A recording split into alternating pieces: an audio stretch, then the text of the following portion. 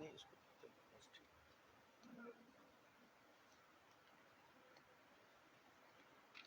درود شریف پڑھ لیں، درود شریف پڑھ لیں۔ اللہم صلی علی محمد وعلی آل محمد وبارک وسلم۔ الحمدللہ وحدہ والصلاة والسلام علی من لا نبی بعدہ، اما بعد فاعوذ باللہ من الشیطان الرجیم، بسم اللہ الرحمن الرحیم۔ وعد اللہ الذین آمنوا منکم وعملوا الصالحات لیستخلفنہم فی الارض كما استخلف الذين من قبلهم وليمكنن لهم دينهم الذي ارتضى لهم وليبدلنهم من بعد خوفهم أمنا يعبدونني لا يشركون بي شيئا ومن كفر بعد ذلك فأولئك هم الفاسقون۔ صدق اللہ العظیم۔ جو آیت مبارکہ میں نے آپ حضرات کے سامنے تلاوت کی ہے، اس آیت مبارکہ کو آیت استخلاف کہتے ہیں۔ اس آیت مبارکہ کو آیت استخلاف کہتے ہیں۔ کنز العمال میں حضرت عثمان رضی اللہ تعالی عنہ فرماتے ہیں کہ یہ آیت میرے اور میرے ساتھیوں کے بارے میں نازل ہوئی ہے۔ صحابہ کرام میرے اور میرے ساتھی، ان کے بارے میں یہ آیت مبارکہ نازل ہوئی ہے۔ اس میں اللہ تبارک و تعالی نے کیا فرمایا ہے، بہت توجہ چاہیے، بہت توجہ۔ اللہ فرماتے ہیں وعد اللہ الذین آمنوا، اللہ وعدہ فرما چکے تم میں سے بعض ان لوگوں سے، میری طرف دیکھیں یار، اللہ وعدہ فرما چکے تم میں سے بعض ان لوگوں سے جو ایمان لائے اور اعمال صالحہ کیے، اللہ ان کو ضرور زمین میں خلافت عطا کرے گا۔ کما استخلف الذین من قبلہم، جیسے اللہ نے ان لوگوں کو خلافت عطا کی جو ان سے پہلے تھے۔ وَلَيُمَكِّنَنَّ لَهُمْ دِينَهُمُ الَّذِي ارْتَضَىٰ لَهُمْ، اور البتہ یقیناً اللہ ان کے لیے اس دین کو جما دے گا، نافذ کر دے گا جس کو اللہ نے ان کے لیے پسند کیا۔ وَلَيُبَدِّلَنَّهُمْ مِن بَعْدِ خَوْفِهِمْ أَمْنًا، اور ان کو اللہ ضرور ان کے خوف کے بعد بدلے میں امن عطا کرے گا۔ یعبدوننی لا یشرکون بی شیئا، اللہ فرماتے ہیں یہ میری ہی عبادت کریں گے، میرے ساتھ کسی کو شریک نہیں ٹھہرائیں گے۔ ومن کفر بعد ذلک، اور جس نے اس کے بعد کفر کیا، فاولئک هم الفاسقون، وہی لوگ فاسق ہیں۔ آپ میری طرف بالکل دھیان رکھیں، جتنی آپ کی توجہ ہوگی میں اتنی باتیں عرض کروں گا، جب توجہ ہٹی دیکھوں گا تو بات بہت مختصر کر دوں گا۔ آیت مبارکہ میں اللہ فرماتے ہیں وعد اللہ الذین، اللہ وعدہ فرما چکے تم میں سے بعض ان لوگوں سے جو ایمان لائے اور اعمال صالحہ اختیار کیے، اللہ ان کو ضرور زمین میں خلافت عطا کرے گا۔ بہت توجہ چاہوں گا۔ وعد اللہ الذین، اللہ وعدہ فرما چکے ان لوگوں سے، ان کئی لوگوں سے کہہ لیں جو ایمان لا چکے اور اعمال صالح اختیار کر چکے، اللہ ان کو ضرور زمین میں خلافت عطا کرے گا۔ ادنا سا سکول پڑھا ہوا بھی بندہ یہ جانتا ہے کہ اللہ زینہ جمع کا صیغہ ہے، آمنو جمع کا صیغہ ہے، عاملو جمع کا صیغہ ہے، ہم ضمیر جمع کی ہے۔ معلوم ہوا اللہ کا وعدہ کسی ایک سے نہیں ہے، اللہ نے جو خلافت عطا کرنے کا وعدہ کیا یہ کئی بندوں سے ہے، کسی ایک بندے سے یہ وعدہ نہیں ہے۔ یہ وعدہ کئی بندوں سے ہے، کسی ایک سے نہیں ہے۔ اللہ زینہ بھی جمع، آمنو بھی جمع، عاملو بھی جمع، ہم ضمیر بھی جمع۔ اللہ نے وعدہ کیا ان کئی بندوں سے جو ایمان لا چکے اور اعمال صالحہ کر چکے۔ اس سے پتہ چلا کہ خلافت کا وعدہ کسی ایک بندے سے نہیں، زیادہ بندوں سے ہے۔ اب ایک مسئلے کا حل ہے، توجہ فرمائیں۔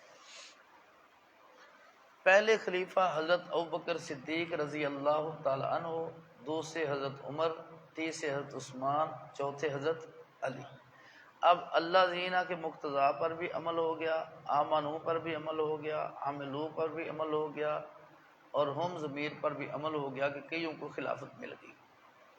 اگر کوئی بندہ یوں دعویٰ کر دے کہ نہیں پہلی خلافت حضرت علی کا حق تھا اور انہیں ہی ملی، انہی سے وعدہ تھا، تو اللہ زینہ کے مقتضا پر عمل نہیں ہوتا۔ کیوں؟ حضرت علی کی زندگی میں ابو بکر فوت ہو جاتے، حضرت علی کی زندگی میں عمر فوت ہو جاتے، حضرت علی کی زندگی میں عثمان فوت ہو جاتے، تو خلیفہ کتنے بچتے جی؟ ایک، یہ کہہ رہا ہوں توجہ کریں نا۔ حضرت علی کی زندگی میں حضرت ابوبکر صدیق نے فوت ہونا تھا نا، کیونکہ حضرت علی سب سے آخر میں فوت ہوئے نا، تو حضرت علی پہلے خلیفہ بن جاتے تو حضرت ابوبکر صدیق کو بھی خلافت کا موقع نہ ملتا، حضرت عمر کو نہ ملتا، حضرت عثمان کو نہ ملتا، تو خلفاء کتنے ہوتے؟ ایک۔ جبکہ قرآن کہتا ہے اللہ کا وعدہ ایک سے نہیں ہے، اللہ کا وعدہ زیادہ سے ہے۔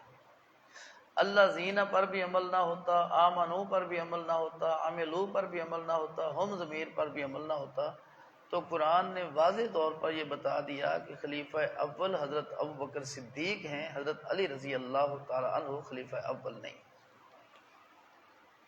توجہ میں بہت چاہوں گا جی، توجہ فرمائیں۔ دوسری بات قرآن کہتا ہے وعد اللہ الذین آمنوا، اللہ نے وعدہ کیا تم میں سے بعض ان لوگوں سے جو ایمان لا چکے اور اعمال صالحہ اختیار کر چکے، اللہ ان کو ضرور زمین میں خلافت عطا کرے گا۔ اللہ نے وعدہ کیا ہے ان بعض سے جو ایمان بھی لا چکے ہیں، اعمال صالحہ بھی اختیار کر چکے ہیں۔ تو معلوم ہوا جس کسی کو خلافت ملی ہے، قرآن کہتا ہے اس کا ایمان بھی مکمل ہے اور اس کا عمل بھی سنت کے مطابق ہے، اس کا ایمان بھی مکمل ہے۔ جس کو بھی خلافت ملی ہے وعدہ اللہ کا کن سے تھا جی؟ جن کا ایمان بھی مکمل ہے اور جن کا عمل بھی سنت کے مطابق ہے۔ عمل صالح اسی کو کہیں گے جو سنت کے مطابق ہوگا۔ تو قرآن نے بتا دیا کہ حضرت ابوبکر صدیق کا ایمان بھی کامل تھا، عمل بھی درست تھا، حضرت عمر کا ایمان بھی کامل تھا، عمل بھی درست تھا، حضرت عثمان کا ایمان بھی کامل تھا، عمل بھی درست تھا، حضرت علی کا ایمان بھی کامل تھا، عمل بھی درست تھا۔ تو جب ان کے ایمان و عمل کی قرآن نے تصدیق کر دی ہے تو کسی اور سے پھر تصدیق کی ضرورت نہیں ہے۔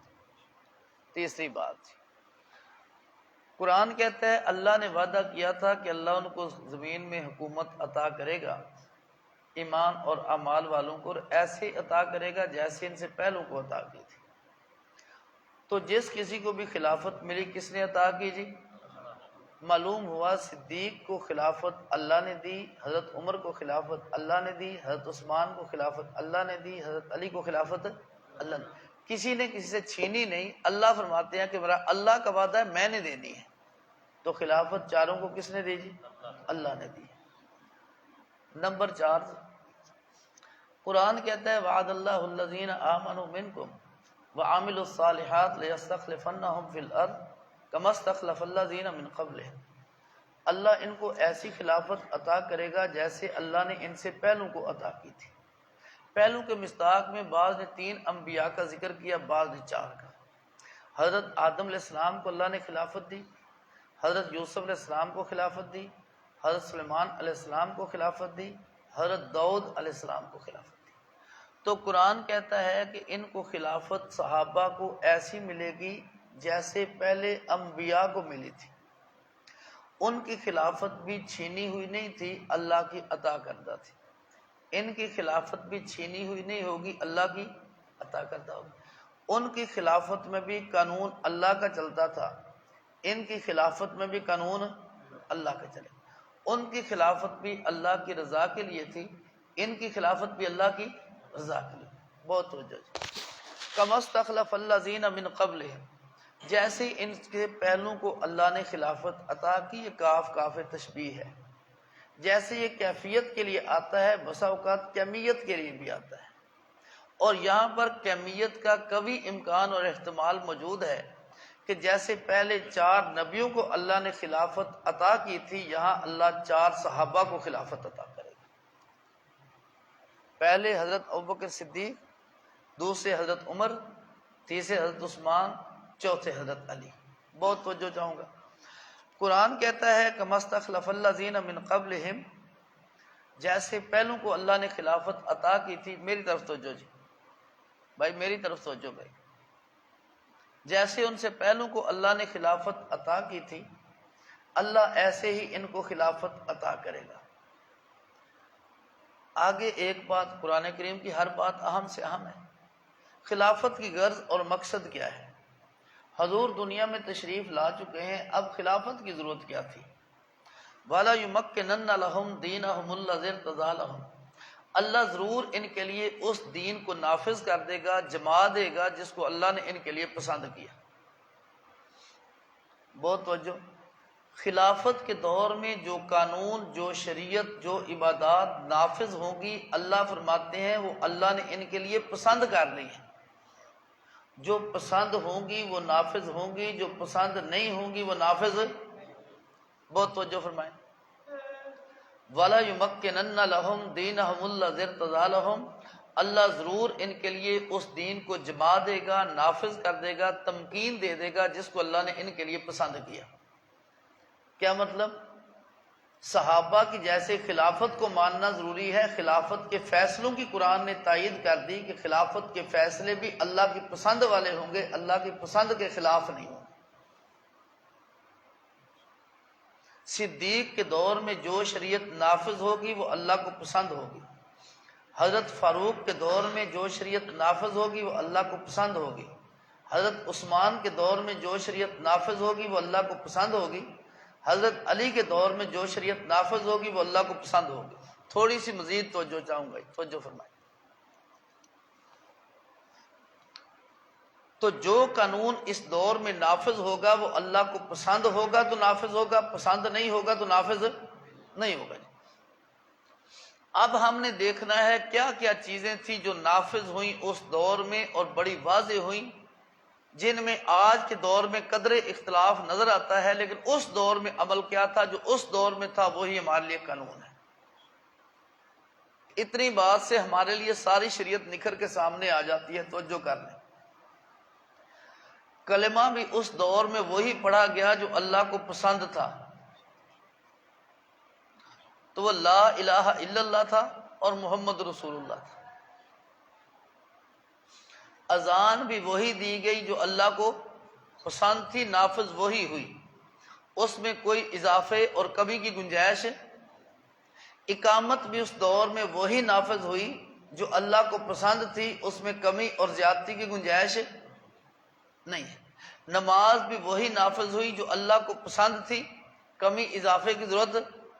تراویح بھی وہی نافذ ہوئی جو اللہ کو پسند تھی، کمی زیادتی کی گنجائش. تہجد بھی وہی نافذ ہوئی جو اللہ کو پسند تھی، کمی زیادتی کی گنجائش. ایک دو جزیات وضاحت کے لیے عرض کر دوں تاکہ مزید بات ہمارے سامنے کھل کے آ جائے. حضرت عمر بن خطاب رضی اللہ تعالی عنہ، بخاری 269 صفحہ جلد اول پر یہ بات موجود ہے. عبد الرحمن بن عبد القاری کہتے ہیں خرجت مع عمر بن خطاب رضی اللہ تعالی عنہ لیلا الی المسجد، میں حضرت عمر بن خطاب کے ساتھ ایک دن مسجد میں گیا. فاذا الناس اوضاع متفرقون، لوگوں کو دیکھا چھوٹی چھوٹی جماعتوں میں نمازیں پڑھ رہے تھے، تراویح پڑھ رہے تھے. حضرت عمر بن خطاب نے فرمایا انی ارا لو جماعت ہؤلاء علی کار واحد لکان امثل، اگر ان سب کا میں ایک امام بنا دوں تو بڑی اچھی بات ہے. ثم عزم فجامعهم علی ابی بن کعب رضی اللہ تعالیٰ عنہ، پھر عزم کیا حضرت ابی بن کعب کو امام بنا کے سارے صحابہ کو ان کا مقتدی بنایا. یہ سب سے پہلے تراویح کی جماعت ہوئی. فتاوی ابن تیمیہ سعودیہ سے شائع ہوتا ہے، 37 جلدوں میں ہے. اس کی 23ویں جلد کے 68 صفحے پہ لکھا ہے حضرت ابی بن کعب نے 20 رکعت تراویح پڑھا کے 3 وتر پڑھائے. اتنی بات لکھنے کے بعد ابن تیمیہ فرماتے ہیں فرعا کثیر من العلماء ان ذلک هو سنہ، کثیر علماء کی رائے یہ ہے یہی سنت ہے.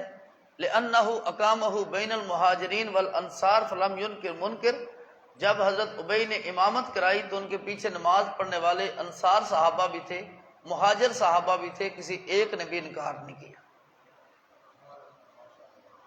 حضرت عمر بن خطاب کے دور میں جو عمل ہوا 98 صفحہ موطا امام مالک پہ ہے، کان الناس یقومون فی زمان عمر بن خطاب رضی اللہ تعالیٰ عنہ بثلاث و عشرین رکعۃ، لوگ حضرت عمر بن خطاب کے دور میں 23 رکعت پڑھا کرتے تھے۔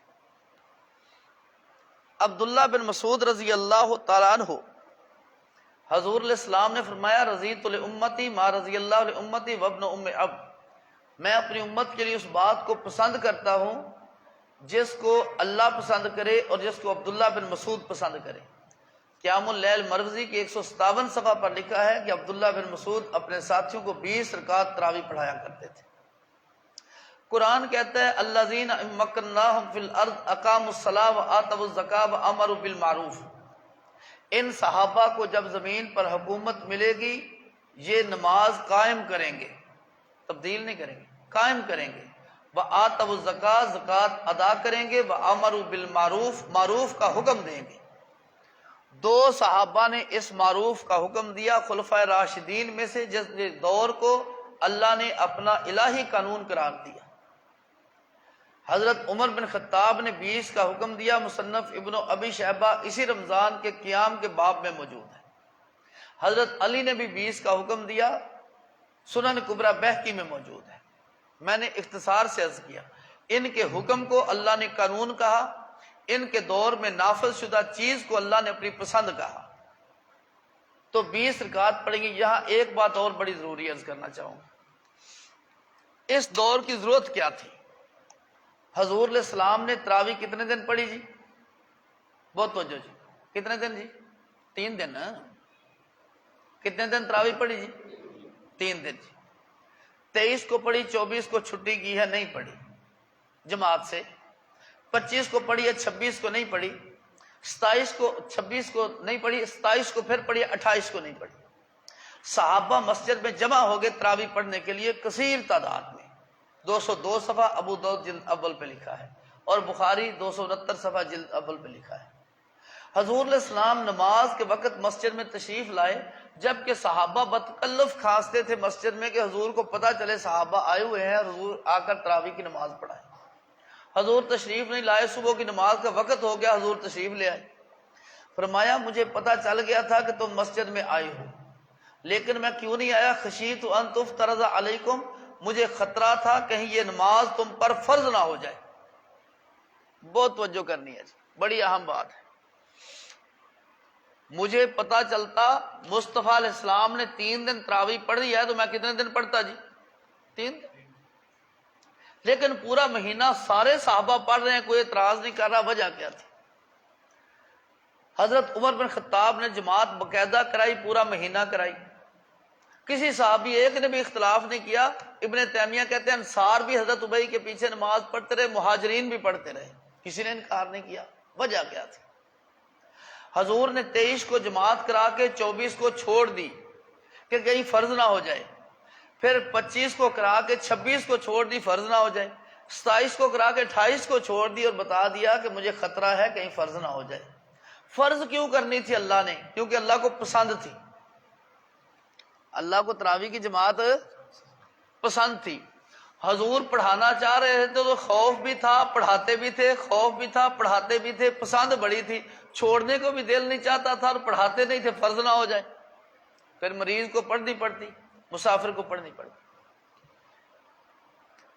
اب فرضیت اترنی تھی اللہ کے نبی پر، سنت رک گئی فرضیت کے خوف سے، سنت رک گئی فرضیت کے خوف سے، باقاعدہ جماعت نہیں کرائی، باقاعدہ تراویح نہیں پڑھائی، خطرہ ہے فرض نہ ہو جائے۔ عمر بن خطاب جانتے تھے فرضیت کا عذر مصطفیٰ کے پردہ کرنے سے ختم ہو گیا، کیونکہ فرضیت اترنی تھی نبی پاک صلی اللہ علیہ وسلم پر، حضور پردہ فرما چکے۔ جب عذر ختم ہو گیا تو حضرت عمر بن خطاب نے وہ عمل جو اللہ کو پسند تھا، مصطفیٰ کو پسند تھا، صحابہ کو پسند تھا، جاری کر دیا۔ یوں کہہ دو کہ عذر کی وجہ سے جو سنت رک گئی تھی، جب عذر ختم ہوا عمر بن خطاب نے رکی ہوئی سنت کو جاری کر دیا۔ اس وجہ سے کسی صحابی نے انکار نہیں کیا، سارے صحابہ شریک ہو گئے۔ اگر خلافت راشدہ نہ ہوتی، یہ سنت ہمیں نصیب نہ ہوتی، تو قیامت تک جو سنت یہ زندہ ہوئی، یہ سنت زندہ ہوئی عمر بن خطاب کی فراست سے، اور قرآن نے کہا وَلَا يُمَكِّنَنَّ لَهُمْ دِينَهُمُ الَّذِي ارْتَضَىٰ لَهُمْ، وہ شریعت نافذ ہوگی اس دور میں جو اللہ کو پسند ہوگی، جو پسند نہیں ہوگی نافذ نہیں ہوگی۔ تو 20 رکعت تراویح پسند تھی، نافذ ہوگی۔ میں نے فقط ایک مثال عرض کیا، مثالیں بہت ساری۔ قرآن کہتا ہے وَلَا يُمَكِّنَنَّ لَهُمْ دِينَهُمُ الَّذِي ارْتَضَىٰ لَهُمْ، جو پسند تھا وہی نافذ ہوا، کلمہ بھی وہی، اذان بھی وہی، نماز بھی وہی، تراویح وہی، تہجد وہی، طلاق اور نکاح کے مسائل بھی وہی۔ بندہ آ گیا حضرت عمر بن خطاب رضی اللہ تعالیٰ کے پاس، یہ 3 طلاقیں دی ہیں، جیسے آج کل بھی آتے ہیں بڑا کارنامہ کر کے آئے مجھے۔ حضرت عمر بن خطاب نے پٹائی کی اور میاں بیوی میں جدائی کی۔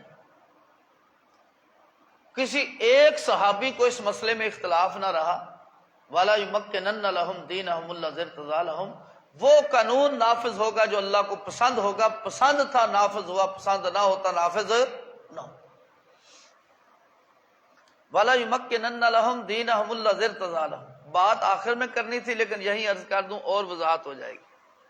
حضور علیہ السلام نے فرمایا علیکم بسنتی و سنت الخلفاء الراشدین المہدیین، میری سنت کو مضبوطی سے پکڑو اور خلفائے راشدین کی سنت کو مضبوطی سے پکڑو۔ صدیق کے عمل کو حضور نے سنت فرمایا،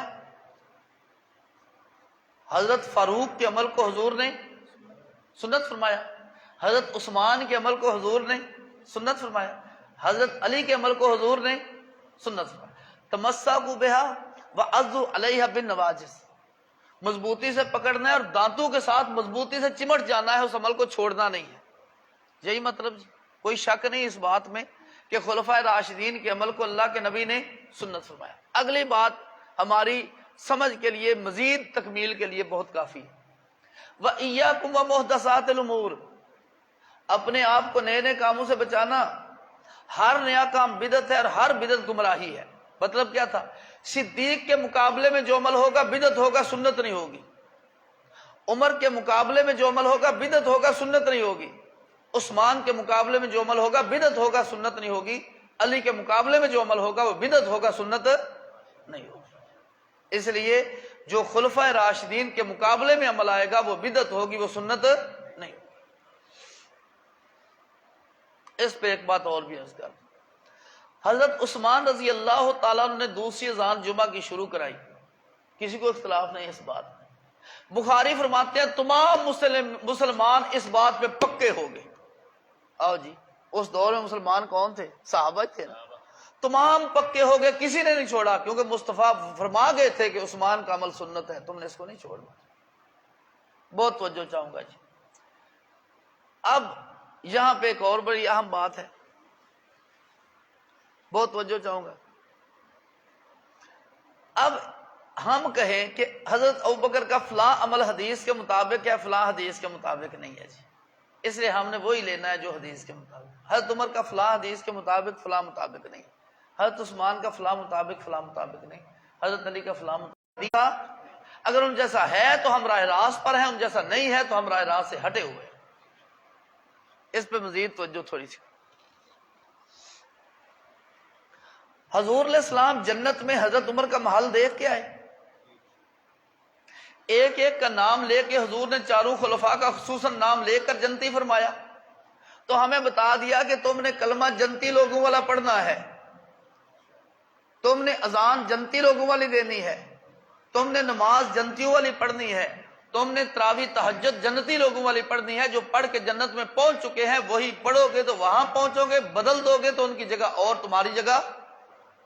وَإِيَّاكُمْ وَمُحْدَثَاتِ الْأُمُورِ کا یہی مطلب ہے نا، کہ ان کے خلاف عمل کیا تو پھر ان کا ٹھکانہ اور تمہارا اور، ان کا تو پکا جنت ہے، اپنا انتظام کر لو۔ قرآن کہتا ہے وَلَا يُمَكِّنَنَّ لَهُمْ دِينَهُمُ الَّذِي ارْتَضَىٰ لَهُمْ، اللہ ان کے لیے اس دین کو نافذ کر دے گا جس کو اللہ نے ان کے لیے پسند کیا۔ بہت اختصار کی وجہ سے بات میں آگے اور عرض کر رہا ہوں۔ قرآن کہتا ہے وَلَا يُبَدِّلَنَّهُمْ مِن بَعْدِ خَوْفٍ أَمْنًا، جب صدیق و فاروق کا دور آئے گا، عثمان و علی کا دور آئے گا رضی اللہ عنہم، اس وقت خوف ختم ہو کے امن کا دور ہوگا۔ خوف ختم، دور کس کا ہوگا جی؟ امن کا۔ اگر مصطفیٰ کی بیٹی کا گھر جلا دیا جائے تو کون سا امن کا دور ہے؟ کیوں جی؟ اور قرآن کہتا ہے وہ امن کا دور ہوگا، فساد کا دور۔ اگر حق چھین لیا جائے تو کون سا امن کا دور ہے؟ یہ تو امن کا دور تو ہے رہا ہی نا۔ اور قرآن کیا کہتا ہے؟ دور کون سا ہے جی؟ اگر خلافت چھین لی جائے تو امن کا دور کون سا ہے؟ تو قرآن کہتا ہے کہ وہ امن کا دور تھا، جو اس کے خلاف کہا جاتا ہے وہ جھوٹ اور پراپوگنڈا ہے۔ قرآن کہتا ہے وَلَا يُبَدِّلَنَّهُم مِّن بَعْدِ خَوْفِهِمْ أَمْنًا، ان کا خوف امن سے بدل جائے گا، ان کا خوف ختم ہو جائے گا، امن کا دور دورہ ہوگا جی۔ تو ہم تمام مسلمانوں کا یہ اعتقاد ہے کہ وہ دور کون سا تھا جی؟ امن کا دور تھا، حضرت صدیق کا، حضرت عمر کا، حضرت عثمان کا اور حضرت علی کا رضی اللہ تعالیٰ عنہ۔ ایک بات چھوٹی سی عرض کر، صدیق اکبر پر بڑی آزمائشیں آئیں اور سب میں پہلے نمبر پر رہے۔ ابو بکر کا معنی یہ ہے ہر کام میں سبقت کرنے والے۔ صدیق کی شان آزمائش آ گئی، صدیق اکبر خلیفہ بنے تو پیغام آ گیا حضرت فاطمہ کا کہ باغ فدق میں ہمیں وراثت دے دی جائے، ہمارا حق دے دیا جائے، وراثت ہم بیٹی ہیں، ہمارا حق ہے، ہمیں دے دیا جائے۔ اب صدیق اکبر پہ بہت بڑی آزمائش آ گئی، ادھر محبت رسول ہے، ادھر قانون رسول ہے۔ اور صدیق اکبر محبت رسول صدیق سے زیادہ کس نے کرنی ہے؟ اور ادھر قانون مصطفیٰ ہے۔ اب قانون چھوڑیں پھر صداقت جاتی ہے، محبت چھوڑیں پھر صداقت جاتی ہے۔ اللہ نے صدیق کو بڑا دل دیا تھا۔ حضرت فاطمہ کو جواب کیا دیا، بخاری میں موجود ہے، لقرابت رسول اللہ صلی اللہ علیہ وسلم احب الی من قرابتی، مجھے مصطفیٰ کی رشتہ داری اپنی رشتہ داری سے زیادہ عزیز ہے۔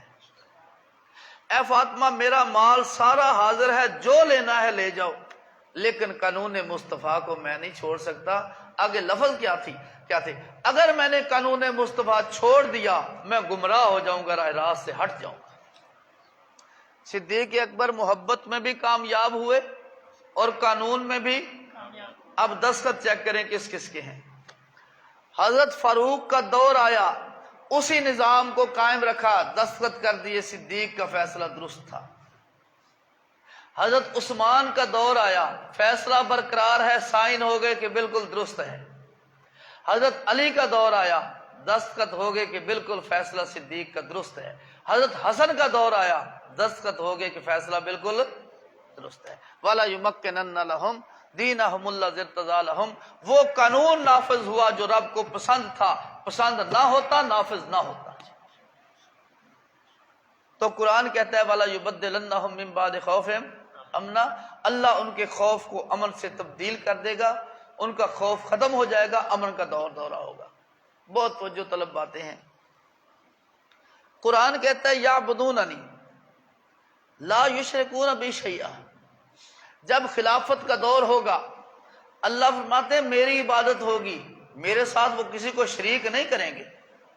دو تفسیریں ہیں دنیا کی تمام تفاسیر میں، دو سے زائد میرے علم میں نہیں، شاید ہوں کوئی ساتھی دیکھیں تو دو تفاسیر ہیں۔ ایک تو یہ ہے کہ خلیفہ راشد میرے ساتھ کسی کو شریک نہیں کرے گا، مطلب یہ اپنی خواہش نفسانی پر نہیں چلے گا۔ صدیق نے جو شریعت نافذ کی وہ رضائے الہی تھی، فاروق کی رضائے الہی تھی، حضرت عثمان کی رضائے الہی تھی، حضرت علی کی رضائے الہی تھی، خواہش پرستی بالکل نہیں تھی۔ نمبر دو، جو عقیدہ خلیفہ راشد کا ہوگا وہ توحید ہوگی، وہ شرک نہیں ہوگا۔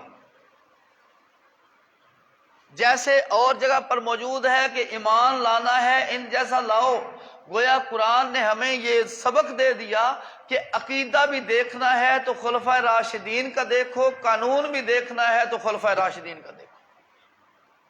قانون بھی وہی پسند ہے اور نظریہ اور عقیدہ بھی۔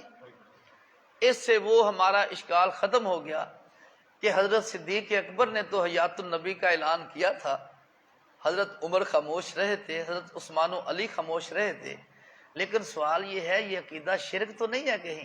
قرآن نے کہا یعبدوننی لا یشرکون بی شیئا، خلیفہ راشد میری ہی عبادت کرے گا، میرے ساتھ کسی کو شریک نہیں ٹھہرائے گا۔ جو عقیدہ خلیفہ راشد کا ہے قرآن کہتا ہے وہ عبادت الہی ہے، وہ شرک نہیں ہے۔ اس لیے عقیدہ حیات کا اعتقاد یہ عبادت الہی ہے، یہ شرک نہیں ہے۔ اس پہ ایک اور بات ہے، بعض لوگ کہہ دیتے ہیں کہ وسیلہ جائز نہیں، وسیلہ شرک ہے۔ باب الاستسقاء، بخاری جلد اول۔ خلیفہ راشد حضرت عمر بن خطاب رضی اللہ تعالی عنہ نے دعا کی تھی اللہ سے، اللہم انا کنا نتوسل الیک بنبینا صلی اللہ علیہ وسلم، اے اللہ ہم تیرے نبی کے وسیلے سے دعا کیا کرتے تھے تو بارش برساتا تھا، اب ہم تیرے نبی کے چچا کے وسیلے سے دعا کرتے ہیں، دعا کی اللہ نے بارش برسا دی۔ اگر وسیلہ شرک ہوتا حضرت عمر بن خطاب اس کو اختیار، کیونکہ یعبدوننی لا یشرکون بی شیئا۔ بہت توجہ کریں جی۔ ایک بندے نے کہا جی تم لوگ قبروں سے فیض حاصل کرنے کے قائل ہو، جبکہ قبروں سے فیض حاصل کرنا درست نہیں ہے۔ ہم نے کہا شکر ہے آپ کو دیسی دور میں اللہ نے بھیجا ہے جب علم اٹھ رہا ہے۔ حضرت ابوبکر صدیق کی وفات کا وقت قریب آیا، وصیت کی جب میں مر جاؤں میری بیعت کو اٹھا کے مصطفیٰ کے روضے پہ لے جانا، میری طرف سے وہاں سلام عرض کرنا، اجازت ملے میری وہاں قبر بنانا، ورنہ میری میت کو اٹھا کے عام قبرستان میں دفن کر دینا۔ صدیق کی طرف سے سلام ہوا، اندر سے جواب آیا، کرامت کے طور پہ صحابہ نے جواب کو سنا۔ سننے کے بعد صدیق کی وہاں قبر بنائی۔ صدیق وہاں قبر کیوں چاہتے تھے؟ جس فائدے کے تحت صدیق وہاں قبر بنوانا چاہتے تھے، ہم اس کو فیض کہتے ہیں۔ ہم اس کو کیا کہتے ہیں جی؟ فیض۔ فیض کسی بندے کا نام نہیں ہے۔ حضرت عمر بن خطاب رضی اللہ تعالی کی خواہش تھی میری قبر مصطفیٰ کے پڑوس میں ہو، اور بنوائی۔ یہ جس فائدے کے تحت حضرت عمر نے بنوائی، ہم اسے کیا کہتے ہیں جی؟ حضرت عائشہ فرماتی ہے میرا دل چاہتا تھا میری ہو وہاں پر، اسے کیا کہتے ہیں جی؟ اہل مدینہ، مدینہ منورہ میں جن لوگوں کی قبریں ہیں، جنت البقیع میں جن کی قبریں ہیں، حدیثوں میں ان کی مغفرت کی بہت ساری فضیلتیں موجود ہیں۔ یہ جو سب کو وہاں پر مغفرت کی فضیلت ملی ہے، یہ فیض مصطفیٰ ہے، اور اسی کو ہم فیض کہتے ہیں۔ تو خلیفہ راشد شرک نہیں کر سکتا۔ یہ اینک کا رنگ ہی اس طرح کا ہے کہ خلیفہ راشد سے شرک نظر آ رہا ہے۔ اگر اینک صحیح ہو تو پھر آدمی کو وہاں پر شرک نظر نہیں آتا۔ مجھے ایک بندے نے کہا جی امامت کی تنخواہ لینا جائز نہیں ہے۔ وجہ کیا ہے جی؟ کہتے نیکی ہے، نیکی پہ کون سی تنخواہ؟ نیکی پہ تو کوئی تنخواہ نہیں ہوتی۔ اچھا دیانتداری سے کام کریں، نیکی ہے کہ نہیں؟ تو اس پہ تنخواہ لیں تو کہے بندہ تنخواہ حرام ہے کیونکہ نیکی پہ آپ تنخواہ لے رہے ہیں۔ سچ بول کے سودا بیچے، نیکی ہے کہ نہیں؟ تو پھر بندہ کہے جی سچ بول کے تو پیسے لینے ہی نہیں چاہیے کیونکہ گناہ کر کے نیک پیسے لیں۔ بہت توجہ کریں۔ قرطبی میں لکھا ہے صدیق اکبر خلیفہ بنے، کپڑے اٹھائے بازار کی طرف۔ صحابہ نے عرض کیا امیر المومنین پوری دنیا کا نظام چلانا ہے، آپ کپڑے بیچنے جا رہے ہیں۔ فرمایا کہ میں نے کھانا نہیں ہے، میرے بچے نہیں ہیں۔ انہوں نے کہا نہیں آپ بیٹھے کو سوچتے ہیں، ادنا مزدور جتنی اس کی مزدوری ہے اتنی آپ کو تنخواہ دی جائے گی، آپ بیٹھ کے سارے خلافت کے کام اور جو کام ہیں وہ آپ کریں گے۔ صدیق اکبر کا کل وقتی 5 وقت کا کام کیا تھا جی؟ امامت۔ 5 وقت کا کام کیا تھا؟ خلافت کا مسئلہ تو کبھی آیا کبھی نہ آیا نا، روزمرہ کا 5 وقتی کام کیا تھا؟ حضرت عمر بن خطاب کا 5 وقت کی ڈیوٹی کیا تھی جی؟ نماز کی۔ حضرت عثمان کی، حضرت علی کی۔ میں کہا بہرحال خلافت راشدہ کے دور میں تو امامت کی تنخواہ جائز تھی، بہرحال اگر آج کے دور میں ناجائز ہے تو ہم اس کے ذمہ دار نہیں۔ وَلَا يُمَكِّنَنَّ لَهُمْ دِينَهُمُ الَّذِي ارْتَضَىٰ لَهُمْ، اس دور میں وہ شریعت نافذ ہوگی جو رب کو پسند ہوگی، جو پسند نہیں وہ نافذ۔ يَعْبُدُونَنِي لَا يُشْرِكُونَ بِي شَيْئًا، وہ میری ہی عبادت کریں گے، میرے ساتھ کسی کو شریک نہیں ٹھہرائیں گے۔ خلیفہ راشد جو عمل کرے گا وہ توحید ہوگی، وہ شرک نہیں ہے۔ قرآن کہتا ہے بہت بڑی وعید ہے، وَمَنْ كَفَرَ بَعْدَ ذَلِكَ، جس نے خلافت والی نعمت کے ملنے کے بعد کفر کیا، خلافت کو نہیں مانا یا خلافت کے فیصلوں کو نہیں مانا، فَأُولَٰئِكَ هُمُ الْفَاسِقُونَ، یہی لوگ فاسق ہیں۔ خلافت کو نہیں مانا وہ بھی فاسق، خلافت کے فیصلوں کو نہیں مانا وہ بھی فاسق۔ اگر خلافت راشدہ کو سامنے رکھا جائے تو راہ راست متعین ہوتا ہے اور ایک لمحہ کے لیے بھی بندہ گمراہ نہیں ہوتا۔ اللہ تبارک و تعالیٰ نے جیسے دنیا میں ہر بیماری کا علاج دیا ہے، ہر گمراہی کا حل، اس سے بچنے کے طریقے اللہ تبارک و تعالیٰ نے عطا فرمائے ہیں۔ باقی اگر کوئی آنکھیں بند کر کے غلطی پہ چلتا رہے بات علیحدہ ہے۔ اللہ تبارک و تعالیٰ نے انسانیت کی خیر خواہی کے لیے خلافت کا نظام دے کر قرآن قیامت تک کے لیے راہ راست متعین کر دیا ہے۔ اگر کوئی کہے میں خلافت سے زائد کرنا چاہتا ہوں، اس کی مرضی ہے، شریعت نہیں کہتی۔ اگر کوئی کہے میں خلافت کو مستند نہیں سمجھتا، میں ان کے فیصلوں پہ عمل نہیں کرتا، یہ اس کی قسمت کی بات ہے، ورنہ خلافت کے علاوہ راہ راست کا کوئی اور پیمانہ اتنا بڑا نہیں ہے۔ اللہ عمل کی توفیق عطا فرمائے۔ وآخر دعوانا ان الحمد للہ رب العالمین۔